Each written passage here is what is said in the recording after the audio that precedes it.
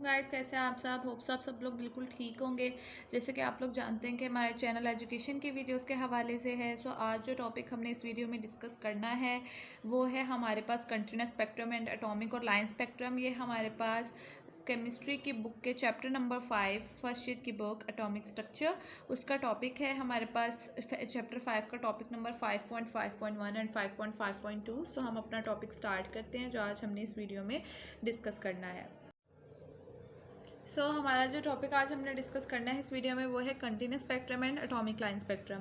In this type of spectrum, इस तरह के स्पेक्ट्रम में the boundary line between the colours can not be mark. जो boundary lines होती है ना कलर्स में, उसको हम मार्क नहीं कर सकते। The colour diffuse into each other, ये कलर एक दूसरे के अंदर डिफ्यूज हो जाता है। Or one colour merge into another without any dark space. ये जो कलर है ये मर्ज हो जाता है किसी दूसरे कलर में बिना किसी डार्क स्पेस के, मतलब कोई डार्क स्पेस वो हमारे पास नहीं होती, डायरेक्टली ये जो है मर्ज हो जाता है। The best example of the continuous spectrum is rainbow. इसकी जो सबसे बेस्ट एग्जाम्पल हमारे पास होती है ना वो होती है रेनबो, जिसमें हमें ये साफ नज़र आ रहा होता है कि किस तरह से मर्ज हुए हुए होते हैं कलर, कोई भी अलग से कैटेगराइज नहीं हो रहा होता, बट हमें पता चल रहा होता है कि डिफरेंट कलर्स हैं। It is obtained from the light emitted by the sun और इनकैंडिसेंट सॉलिड। ये शो हो रहा होता है वो लाइट से जो कि सन से यहाँ पे इनकैंडिसेंट सॉलिड से एमिट हो रही होती है, उस लाइन में ये शो हो रहा होता है हमें। It is the characteristic of the matter in bulk. ये असल में करेक्टरिस्टिक होती है मैटर की जो कि हमें बल्क की फॉर्म में मिल रहा होता है, उसकी एक करेक्टरिस्टिक होती है ये। एटॉमिक और लाइन स्पेक्ट्रम, अब हम आगे हमने पढ़ना है एटॉमिक या फिर लाइन स्पेक्ट्रम।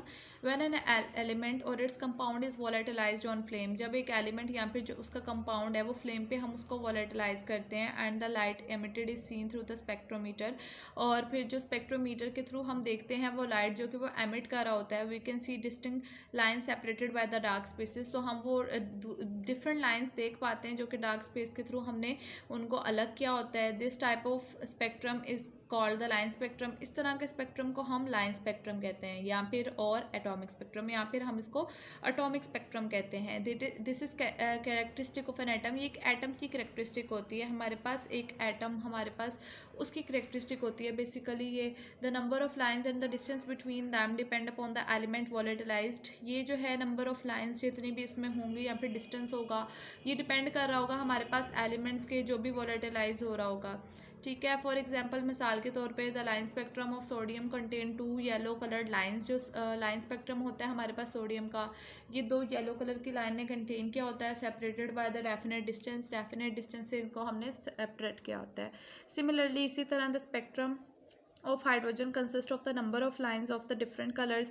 इसी तरह जो हमारे पास हाइड्रोजन का स्पेक्ट्रम होता है ना, ये डिफरेंट लाइन से मिलकर बना होता है। डिफरेंट कलर्स होते हैं जिनके having different distances from each other, जिनके डिस्टेंस एक दूसरे से अलग होते हैं। It is also been observed that the distance between the lines for the hydrogen spectrum decrease with the decrease in wavelength. ये भी बात हमने नोट की है कि जो हमारे पास कलर होता है ना, डिस्टेंस का जो भी हमारे पास हाइड्रोजन स्पेक्ट्रम में डिस्टेंस होता है ना लाइंस के दरमियान, वो भी कम हो रहा होता है, जिस तरह से जो वेवलेंथ है और जो स्पेक्ट्रम है वो भी कम हो रहा होता है and become continuous after a certain value of wavelength.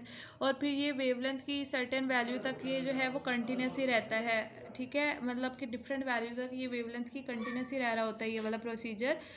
इस तरह से ये नीचे उन्होंने हमें दिखाया भी हुआ है कि किस तरह से जो है हमारे पास एटॉमिक स्पेक्ट्रम ऑफ हाइड्रोजन, ये वेवलेंथ नैनोमीटर में होती है, और ये विजिबल रीजन किस तरह से इसमें ये जो डिस्टेंसेस आ रहे हैं, ये सारी चीज़ें आ रही हैं, इस तरह से ये प्रोसेस कैरी आउट हो रहा होता है। तो होप सो आप लोगों को अच्छी तरह से समझ आ गया होगा।